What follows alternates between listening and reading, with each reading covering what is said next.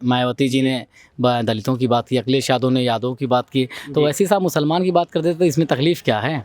हम पूछते हैं कि फर्जी सेकुलर तो हुए ना, जो वैसी साहब को बी टीम कहते हैं। उनको मालूम है अगर उनको लेंगे मुसलमानों को हिस्सेदारी देना पड़ेगा, उनका खामियाजा आपकी पारे 2022 में 10 मार्च को उनको भुगतना पड़ेगा। लगातार ये कहते हैं कि सपा की सरकार बनेगी, ये तो सपा की सरकार बना, लेकिन दिन भर भाई साहब ये MIM का प्रचार करते हैं। तो ये हाल है समाजवादी का। इस वक्त हम आजमगढ़ शहर के इलाके में हैं और लगभग ज़्यादातर जगहें जो थी आजमगढ़ में वो तो हमने कर ली, लेकिन जो मेन शहर का इलाका था वो नहीं हो पाया। कुछ ही दूरी पे शिबली कॉलेज है और ये स्टेडियम बगल में, तो ये बीच का इलाका जो अंदर जाता है, वहाँ पे हम बातचीत करने के लिए कुछ छात्र हैं हमारे साथ और सब के सब शिबली कॉलेज से हैं। वहाँ पे एग्ज़ाम चल रहा था, भीड़ ज़्यादा थी, इसलिए यहाँ पे आए। शुरू हम आपसे करते हैं भाई, आपका नाम? उबैद नाम है। उबैद भी, क्या अभी माहौल चल रहा है जबकि आप एग्ज़ाम है शिबली में, चुनाव का क्या माहौल देख पा रहे हैं? आपके कॉलेज से एक प्रत्याशी भी हैं, सदर विधानसभा से लड़ रहे हैं, क्या नाम है उनका? हाँ, तो अभी यहाँ आजमगढ़ में हम बता दे रहे हैं आपको, तब्दीली चेंज हो चुकी है। अब जो सपा का गढ़ जो कहलाता था पहले वो कहलाता था, लेकिन अब वो सपा गढ़ नहीं रह गया। अब ये गढ़ MIM का गढ़ हो गया है। अब जो चाहने वाले जितने सब MIM के चाहने वाले, और वोट भी इंशाल्लाह क्या नाम है MIM को जाएगा, और इंशाल्लाह यहाँ से सीट भी निकलेगी, इंशाल्लाह उनकी सरकार भी बनेगी। अच्छा, MIM की जी। किन मुद्दों पे क्या कंडीशन वगैरह हो सकती है? कंडीशन ये है कि मतलब कि शिक्षा का नाम है ढंग से नहीं दी जा रही, क्या नाम है, और यहाँ रोड क्या नाम है हराचुंगी का रोड देख लीजिए आप, जामतुर शहर के पास आधा रोड बना, आधा रोड खराब है। वहाँ पे मतलब ये सिर्फ वोट पाने के लिए आधा रोड बना दिए, उसको कौन देखेगा? वो ज़रूरी नहीं है। और और भी बहुत कुछ मसले हैं, क्या नाम है ये जो हिजाब वाला मामला हुआ था उस पर क्या नाम है जो हमारे माननीय अखिलेश यादव जी हैं, उन्होंने कुछ नहीं आवाज़ उठाई, सिर्फ हमारे बैरिस्टर असदुद्दीन ओवैसी साहब ने आवाज़ उठाई और इम्तियाज़ जलील साहब ने आवाज़ उठाई पार्लियामेंट में। तो काफ़ी मसले हैं जी काफ़ी मसले हैं, इसलिए हमने ठान लिया कि अब हमको अपनी हिस्सेदारी लेनी है, और हम सिर्फ अब अपनी हिस्सेदारी की लड़ाई लड़ेंगे, चाहे हमको फ़ायदा हो चाहे नुकसान हो, हमारा वोट उसी पार्टी को जाएगा, MIM को। चलिए, धन्यवाद बातें करने के लिए। भाई, आपका नाम?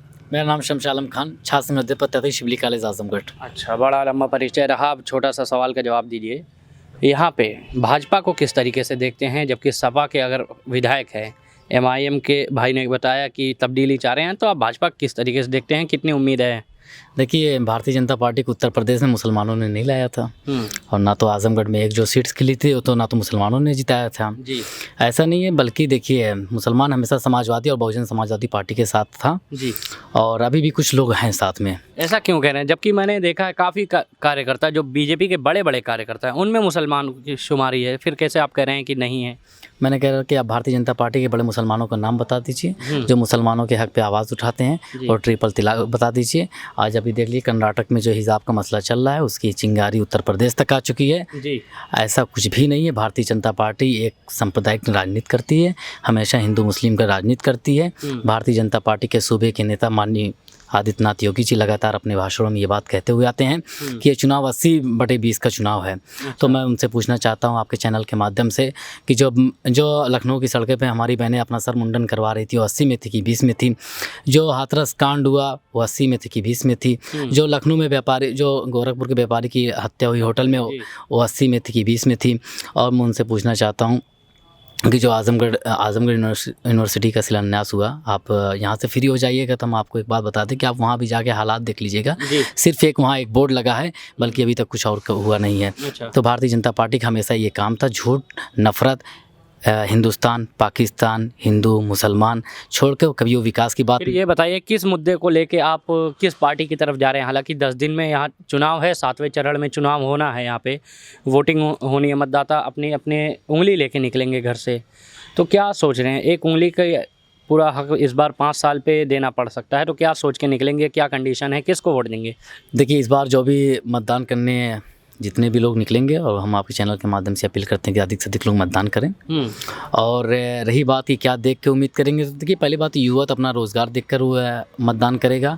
और तमाम जिस तरह से फर्जी सेकुलर दलों ने मुसलमानों पर किनारा कसा है। तो अब हम इस चीज़ को देखना चाहते हैं कि हमारे साथ आखिर कौन है जो हमारे साथ रहेगा। इस बार इंशाअल्लाह ताला हम उसी को वोट भी देंगे और उम्मीद करते हैं कि जो सेकुलर दल ये लगातार अपने भाषणों में कहते हुए नज़र आ रहे हैं कि इस बार खेला होगा, ये होगा, तो हमको लगता है कि बहुत बड़ा खेला होने भी जा रहा है। और अभी तो माननीय पूर्व मुख्यमंत्री अखिलेश यादव जी एक जगह रैली कर रहे थे, उनसे एक एंकर ने पूछा कि हिजाब के मसले पे, तो कहें कि आवाज़ नहीं आई।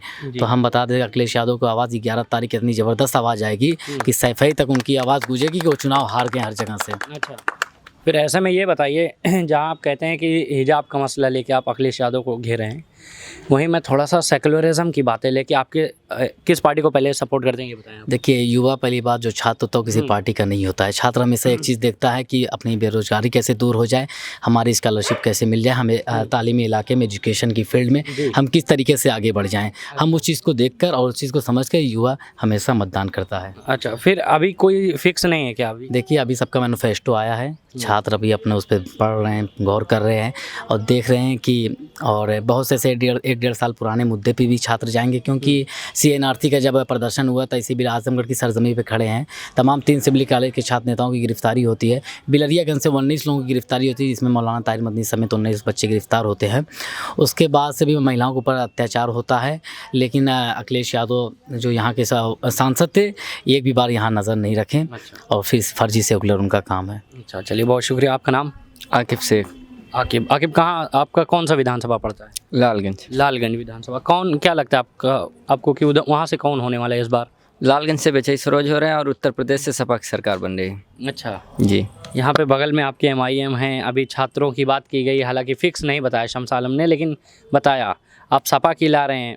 जिनको ये कह रहे हैं कि खेला होगा, खदेड़ा होगा, आप उन्हीं की सरकार ला रहे हैं, क्या वजह है? जी, देख लीजिए सपा की सरकार में कितना काम हुआ था, कितना विकास हुआ था। इकाना स्टेडियम लखनऊ में बन गया, इस साल वहाँ पे टूर्नामेंट होगा। जी। तो फिर ऐसे में ये बताइए, जहाँ छात्रों की बात होती है, युवाओं की बात होती है, याद होगा आपको, अब इन्होंने बताया मौलाना आमिर रशादी की बात नहीं की, ताहिर मन्नी की बात की। मैं मौलाना आमिर रशादी की बात करता हूँ। 2008 में उन्होंने बटला हाउस के इनकाउंटर पे एक आवाज़ उठाई थी। उस समय से लेके आज तक सपा को ये तंज दिया जाता है कि उस समय सपा ने कुछ किया नहीं। क्यों ऐसा? हालांकि आपने आप सपा के सपोर्टर हैं, फिर आप बता सकते हैं क्या वजह हैं अभी तक कि युवाओं में जोश नहीं देखा जा रहा है? ये अपना नई सपा है, अब ये नई हवा निकलेगी यहाँ से। उत्तर प्रदेश में अखिलेश यादव मुख्यमंत्री बनेंगे। अच्छा जी। कोई कंडीशन वगैरह की? यूं ही बीजेपी देख लीजिए, एकदम रोजगार नहीं है, राशन बांट रही, 5 किलो 50 किलो चरवा रही है। जी 5 किलो राशन बांट के। जी सर, उनको अखिलेश यादव कैसे 10 समाज को CM बनेंगे जब उनको अपने फैमिली का वोट नहीं मिल रहा है। हाँ। उनके भतीजी, उनकी क्या नाम है, मुलायम सिंह की बहू और समधी, कई लोग क्या नाम, जब बीजेपी ज्वाइन कर लिए, जब उनके पूरी फैमिली का वोट नहीं मिल रहा है, पूरे यादव को वोट नहीं मिल रहा है, तो ये कैसे क्या नाम, ये ख्वाब देख रहे हैं कि ये CM बन जाएंगे, बताइए। हाँ, ये बात इनका सपना है। इनका सपना 10 मार्च को कहना पता चल जाएगा कि वो क्या बनेंगे क्या नहीं बनेंगे। सपना ही वो उनकी साइकिल 10 मार्च को पंचर होने वाली है, मैं लिख के दे रहा हूँ आपको। हाँ जी, शम्स आलम भाई क्या कहेंगे? देखिए, जैसे कि आकिब हमारे दोस्त भी हैं, लगातार ये कहते हैं कि सपा की सरकार बनेगी। ये तो सपा की सरकार बना, लेकिन दिन भर भाई साहब ये MIM का प्रचार करते हैं। तो ये हाल है समाजवादी का।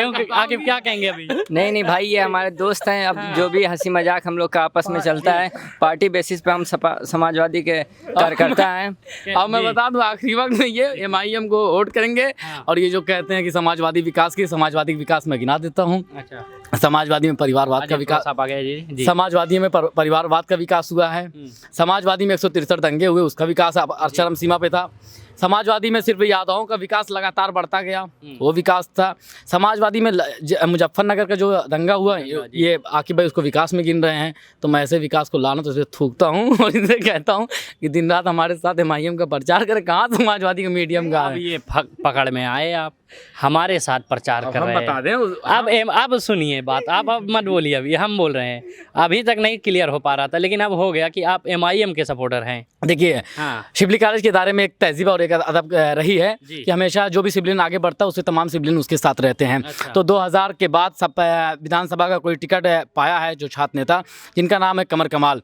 तो इसीलिए दोनों, यहाँ देखिए 2 गुट होता है, यहाँ पे कॉलेज में हमेशा 2 गुट होता है। दोनों गुट के लोग भी प्रस्तावक यहाँ बने और दोनों गुट के लिए वर्तमान अध्यक्ष से लेकर जो भी अध्यक्ष हारे या नहीं जीत पाए, वो लोग भी प्रचार कर रहे हैं सिर्फ कमर कमाल, क्योंकि हम सबसे पहले देखते हैं कि हम लोग आखिर शिवलियन हैं। हाँ, शिवलियन के बाद अपनी इंसानियत देखते हैं और उसके बाद हम कमर कमाल के साथ हैं।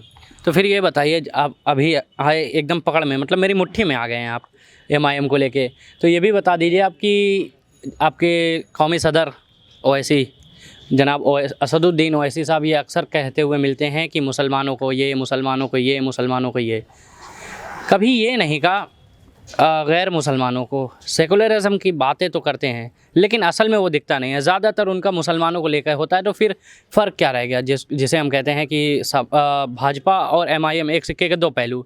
भाजपा नॉन मुस्लिमों की बातें करती है, MIM मुस्लिमों की बातें करती है, तो फिर फ़र्क क्या है? इससे बेहतर तो हमारी अन्य दल हैं जो दलितों को उठा रही हैं और तमाम पार्टियों को उठा रही हैं। क्या कहेंगे इस पे? देखिए, ऐसा है कि आप तो कह रहे हैं हम MIM के, तो मैं पहले सबसे बात साफ कर दूं कि मैं MIM का कार्यकर्ता नहीं हूं, मैं दिली तौर पे पर्सनली कमर कमाल के साथ हूं। अच्छा। और जहां तक कि MIM की जो भी पार्टी की नीति है उससे कोई मुझे बहुत ज़्यादा फ़र्क नहीं, कोई मैं प्रभावित भी नहीं हूँ। और रही बात, तो देखिए हमेशा मायावती जी ने दलितों की बात की, अखिलेश यादव ने यादव की बात की, तो वैसे साहब मुसलमान की बात करते तो इसमें तकलीफ़ क्या है? हम पूछते हैं कि फर्जी सेकुलर तो हुए ना, जो वैसी साहब को बी टीम कहते हैं, हम उनसे पूछना चाहते हैं आप भाई कौन सी टीम है जी, आप कौन सी टीम, आप तो तय कर लीजिए। अच्छा। आपकी घर की बहू अपर्णा यादव खुद चली गई हैं, आपके पिता जो हैं, देखिए वालिद की दुआएं हमेशा साथ रहनी चाहिए बच्चों की। अखिलेश यादव के वालिद जो हैं, वालिद जो मुलायम सिंह यादव जी हैं, वो लगातार माननीय नरेंद्र मोदी जी को ये आशीर्वाद देते रहे हैं कि आप 2024 में भी प्रधानमंत्री बनिए। चलिए थोड़ा सा इधर देख लेते हैं। भैया आपका नाम? मेरा मोहम्मद सलमान नाम है, मैं कमर कमाल भाई के साथ थोड़ा रहता हूँ। अच्छा, रहते हैं जी। तो फिर क्या कहें कि आप भी MIM सपोर्टर हैं? जी कह सकते हैं जी। मैं यही कहना चाहूँगा कि आज जो सपा वाले, बसपा वाले, कांग्रेस वाले बोलते हैं ना, बी टीम बोलते हैं, सी टीम बोलते हैं, कुछ भी बोलते हैं, आज मुसलमान के इशू पे इतना खामोश क्यों है? इनको अपनी आवाज़ बुलंद करनी चाहिए ना। उनको सिर्फ मुसलमानों को वोट से मतलब है, मुसलमानों के इशू से नहीं मतलब है। क्या इशू है आपके? इशू हमारे देखिए बेरोजगारी भी है, शिक्षा भी है, बहुत से डेवलप। बेरोजगारी सिर्फ मुसलमानों को है? ज़्यादातर मुसलमान ही है। हाँ। ज़्यादातर मुसलमान ही है। आज ज़्यादातर इशू पे मुसलमानों के खामोश, ये लोग सपा बस वाले खामोश क्यों है? इनसे सवाल इनसे पूछना चाहिए ना। उंगली जो उठाता है बी टीम सी टीम, साबित भी तो नहीं करती ये लोग, साबित तो करना चाहिए ना। इन लोग को ये डर हो गया है सपा बसपा कांग्रेस वाले को कि इनका वोट खसक रहा है, इनकी जो दुकान है ना, इनकी जब्त हो रही है, और इंशाल्लाह ये जब्त होगी और हम लोग पूरी कोशिश में इनको जब्त करेंगे अपनी पारी। अच्छा, इसमें से अभी मुझे हमारी मांग है कि मुसलमानों की कोई सुरक्षा की बात करने वाला नहीं है। हाँ? जब मुसलमानों पर कोई भी मुसीबत आती है तो अखिलेश यादव भी चुप रहते हैं, और मायावती जी भी चुप रहती हैं, और राहुल गांधी भी चुप रहते हैं, सब चुप रहते हैं। बस क्या नाम है, मुसलमानों मुद्दे पर कुछ नहीं बोलेंगे, और बस उनको वोट से मतलब है, तो अब ऐसा नहीं चलेगा। वो चाहेंगे कि हमको सिर्फ वोट मिले। बात होगी अब जो भी बात होगी हिस्सेदारी की बात होगी। उनकी सरकार, उनके बेटी बेटा उनकी सरकारी गवर्नमेंट नौकरी करेंगे तो हमारी भी सरकारी गवर्नमेंट उतनी हिस्सेदारी अभी नहीं मिल रही। अभी मिल रही है तो आप रिकॉर्ड उठा कर देखिए ना, कितने मुसलमान कितने परसेंट। रोका थोड़ी है, आप उतना डिग्री लेके जाइए। डिग्री बिल्कुल है, डिग्री है बिल्कुल है, लेकिन जो ऊपर वाले पद पर बैठे हुए हैं उनसे कौन लपटेगा? हम लोग लपट नहीं सकते हैं, हम लोग नहीं लपट सकते हैं। एक बार भगा देते हैं, चले जाते हैं घर, हम लोग कहाँ जाए बताइए? जो हमारी आवाज़ बुलंद करता है उसको बी टीम कहा जाता है, और हम कहते हैं हमको ऐसे ही बी टीम चाहिए, और 2-4 और आ जाएंगे, हमारे मुल्क की समस्या हल हो जाएगी जी। बस यही कहना चाहिए। तो बेरोजगारी बहुत ज़्यादा, बेरोजगारी बहुत है और महंगाई बहुत है। इस मुद्दे पे, इस इशू पे हम इंशाल्लाह ताला कमर कमाल को यहाँ से विधानसभा 347 इंशाल्लाह ताला कामयाब करेंगे और जी तोड़ मेहनत करेंगे उनके लिए। आज हम लोग जो खा रहे हैं, पी रहे हैं, जी रहे हैं, ये हम अपनी बदौलत से जी रहे हैं। ये सरकार का इसमें कोई हाथ नहीं है। हाँ?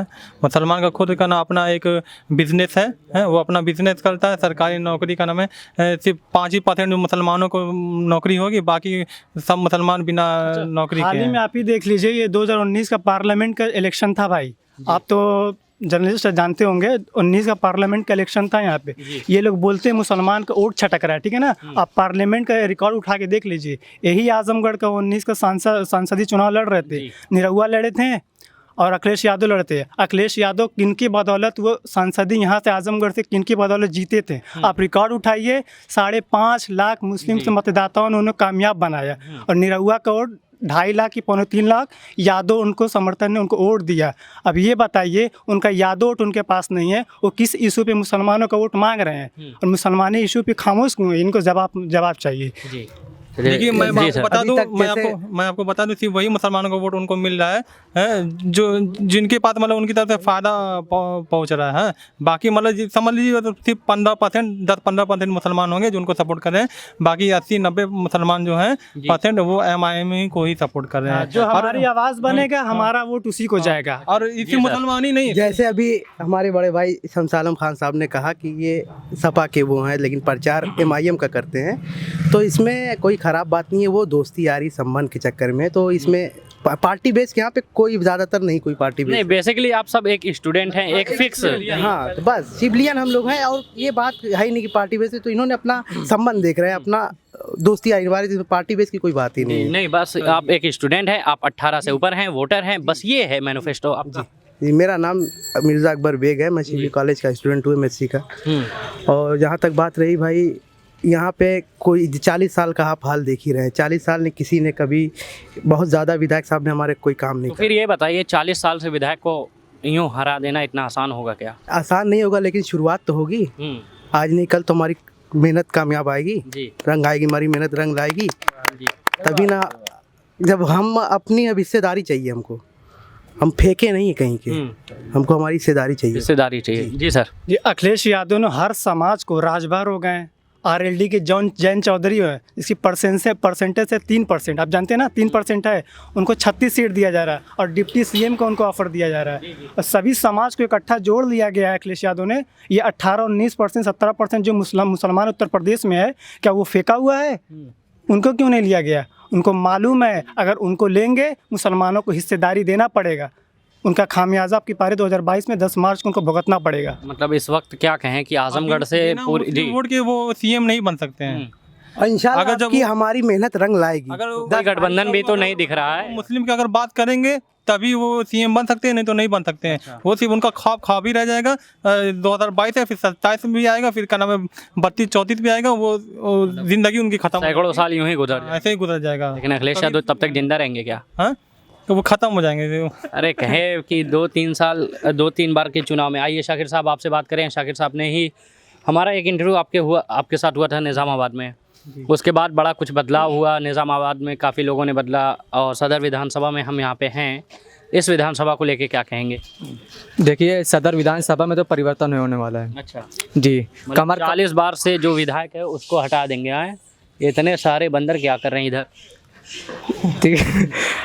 आपने सदर की बात वो बंदरों की बात छोड़िए, वो अक्सर मैं असेंबली में भी देखता हूँ। आपने सदर की बात पूछी है। कमर कमाल ने दुर्गा की हवा टाइट कर दी है। दुर्गा यादव को नींद नहीं आ रही है।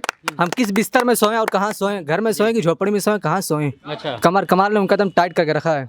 और इंशाअल्लाह उम्मीद करते हैं, आजमगढ़ सदर की जनता से भी उम्मीद करते हैं, आने वाली 7 तारीख को पतंग के निशान पर बटन दबाएगी और कमर कमाल को एक शिक्षित युवा नौजवान इंसान को विधानसभा में पहुंचाएगी, जो युवाओं की बात करेगा, गरीबों की बात करेगा, शिक्षित लोग की बात करेगा। और आने वाले दिन में सिविल का जी मैं आपको बता दूं, देखिए वो समझते हैं कि मुसलमानों का वोट उनके पास है, तो 1 मार्च को असद वैसी मुबारकपुर आ रहे हैं और 3 मार्च को आजमगढ़ आ रहे हैं। हाँ, और क्या नाम, उनको खुद पता चल जाएगा कि उनका कितना वोट उनके पास है। जन सैलाब आने वाला है MIM लाभ आने वाला है इंशाल्लाह।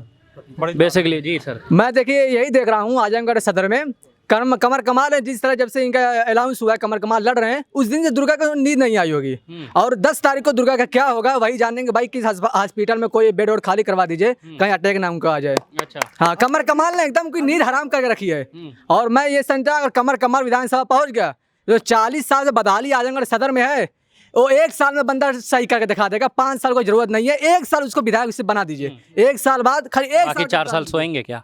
1 साल में 40 साल की बदहाली, 40 साल की बदहाली कमर कमाल 1 साल में करके दिखा देगा, सही दुरुस्त करके दिखाएगा। और वो बंदा युवाओं की बात करेगा, गरीबों की बात करेगा। जब सदन में जाएगा तभी तो बेरोजगारों की बात करेगा, शिक्षा की बात करेगा, सड़क की बात करेगा, पानी की बात करेगा, लाइट की व्यवस्था करेगा, हॉस्पिटल की बात करेगा और कॉलेज की बात करेगा, तभी बंदा करेगा ना। कमर कमाल 40 साल में पहला सदर में ऐसा इंसान है जो शिक्षित है, जो युवाओं की बात करेगा, गरीबों की बात करेगा।